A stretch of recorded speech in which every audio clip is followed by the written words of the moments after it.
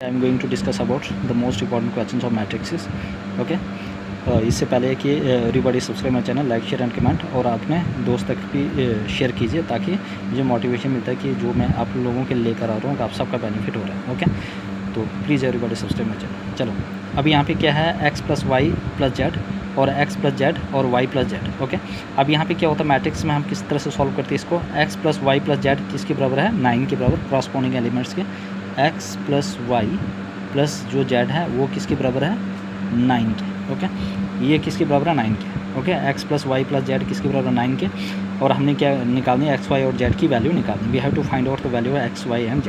Okay, अब उसके बाद दूसरी जो वैल्यू दी है y प्लस जेड दिया है हमारे पास। पहले हम देखेंगे y plus Z. y plus Z दिया है हमारे पास, वो दिया है 7। ओके, क्या मैं मैं डाल सकता हूँ इसको y प्लस जेड को, y plus z is equal to 7, क्या मैं यहाँ पे डाल सकता हूँ? बिल्कुल।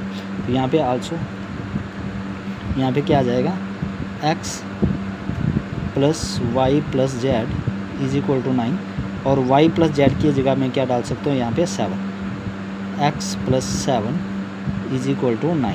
ओके, तो यहाँ से क्या आ जाएगा, x की वैल्यू 9 माइनस 7, और x की वैल्यू आ जाएगा हमारे पास 2।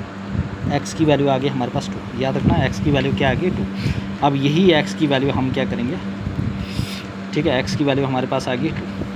ओके, तो y प्लस जेड की वैल्यू आ गई 7 और x की वैल्यू 2। ओके, आल्सो यहीं से हम देखेंगे आल्सो, अब हमारे पास है x प्लस जेड की वैल्यू है 5।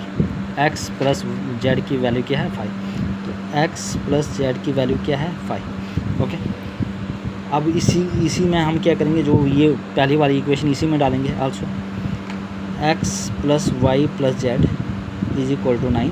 क्या मैं यहाँ पे ये लिख सकता हूँ, x plus z plus y is equal to 9, और x प्लस जेड की जगह क्या लिख सकता हूँ मैं, 5 लिख लिया, plus y is equal to 9।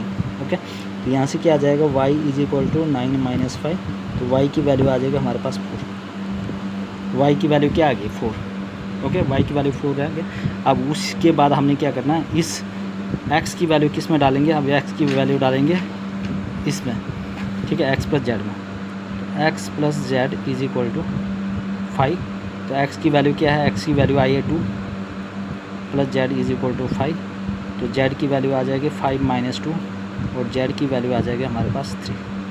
Okay, hence the value of x आ जाएगा हमारे पास 2, y आ गया हमारे पास, y हमारे पास आ गया 4, और z आ गया हमारे पास, z आ गया हमारे पास कितना, z हमारे पास आ गया 3।